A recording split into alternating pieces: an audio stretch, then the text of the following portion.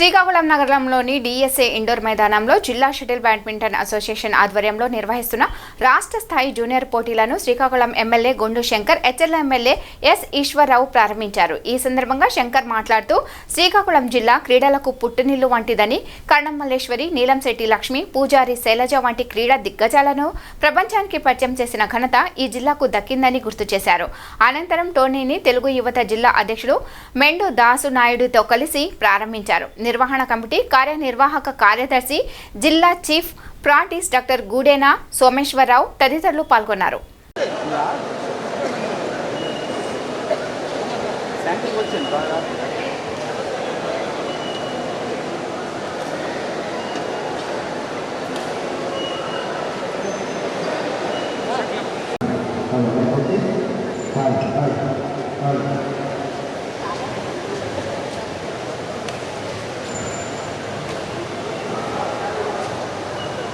మాకు ఆర్థికంగా చాలా సహాయ సహకారాలు అందించారు. వారికి అన్నవరం సంతోష్ కుమార్ గారు తండ్రికి ఒక తనయులు అన్ని విధాలుగా అన్ని మాకు సహకరిస్తున్నటువంటి వాళ్ళు. అలాగే ఇతర టీడీపీ నాయకులు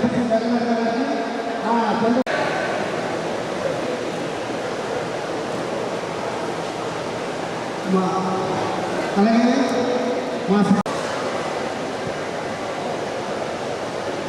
please request doctor Ashok Kumar గారు.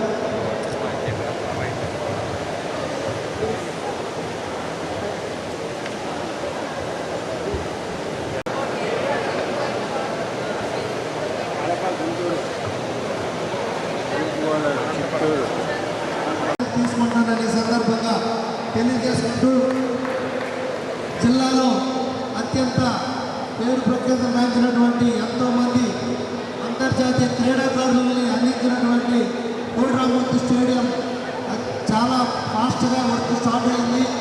రానున్న 9 నెలల్లో పూర్తి స్థాయిలో ప్రారంభించి అది కూడా జిల్లా క్రీడాకారులకు అందజేస్తామని సందర్భంగా నేను తెలియజేసుకుంటూ ఇక్కడికి ఇచ్చేసిన క్రీడాకారులు ఒకటే నా యొక్క విజ్ఞప్తి, రేపు విన్నర్స్ ఎవరో ఒకరే ఉంటారు, కానీ మనం లూజర్స్గా భావించొద్దు. మిగతా వాళ్ళు మనం ఫైటర్స్గా ఉండాలి.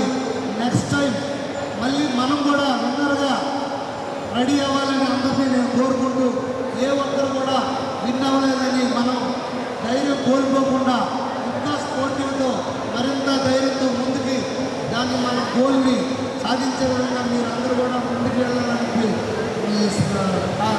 ఈ స్టూడెంట్స్ అందరికీ కూడా నేను పిలుపునిస్తూ ఈరోజు ఇంత మంచి చక్కటి అవకాశం కల్పించినటువంటి అసోసియేషన్ అందరికీ కూడా, పెద్దలకు, అలాగే స్పాన్సర్స్కి కూడా అందరికి కూడా నేను ప్రత్యేకమైన ధన్యవాదాలు తెలియజేసుకుంటూ సెలవు తీసుకుంటున్నాను.